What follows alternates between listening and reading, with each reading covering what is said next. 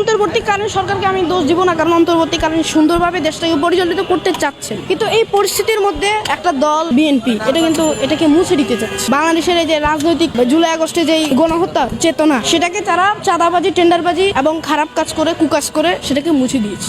রাজনৈতিক পরিবেশে 1971 সন থেকে এই পর্যন্ত যদি কোনো হিসাব করা হয়, ইসলামিক দলগুলো ব্যতীত বাংলাদেশে কোনো দলই সুন্দরভাবে তাদের রাজনৈতিক পরিবেশটাকে গড়ে তুলতে পারে, একমাত্র ইসলামিক দল ছাড়া। এর মধ্যে জামাত ইসলামী আছে, চরমনাই আছে, যদিও ভুল ত্রুটি ছিল চরমনাই, তারা আওয়ামী লীগের সাথে হাত ছিল তাদের, তবুও তাদেরকেই বলা যায়। 5 আগস্টের আগে যেমন আওয়ামী লীগেরা ছাত্রদের হত্যা করেছে, পুলিশ বাহিনী দিয়ে, প্রশাসন দিয়ে বাংলাদেশের মধ্যে ফ্যাসিস্ট যেই কারিকুলাম সেগুলো চালু করেছে। তো 5 আগস্টের পরে অন্তর্বর্তীকালীন সরকার যখন গঠিত হয়, তখন কিন্তু অন্তর্বর্তীকালীন সরকার যেভাবে দেশটা পরিচালিত করছেন এটা খুব ভালো, কিন্তু একদল সেই বাংলাদেশটাকে নিভিয়ে দিতে চেয়েছে। এখানে চাঁদাবাজি, টেন্ডারবাজি, ধর্ষণ ইত্যাদি করে বাংলাদেশের 2024 সনে যে জুলাই আগস্টে যে গণঅভ্যুত্থানটা হয়েছে সেটার স্মৃতিটুকুকে মুছে দিতে চেয়েছে বাংলাদেশের জাতীয়তাবাদী দল। মিটফোর্ডে ওই দিন পাথর দিয়ে মানুষ খুন করেছে, এদিকে চাঁদাবাজি করছে, বরিশালে এক মহিলা লাঠি ছোটা দিয়ে হত্যা করেছে। তো এই যে এই বিষয়গুলো বাংলাদেশের রাজনৈতিক পরিস্থিতি তারা বিকট একটা পরিস্থিতি সৃষ্টি করেছে। কয়দিন পরে পরে খুন খারাপি, পাথর দিয়ে মানুষ হত্যা করা, চাঁদাবাজি, ধর্ষণ, টেন্ডারবাজি ইত্যাদি আগের মতোই তারা পরিচালিত করছে। বর্তমানে বাংলাদেশের যে পরিস্থিতি, জুলাই আগস্টের পরে যে একটা স্বাধীন বাংলাদেশ গড়ে তুলতে পারবে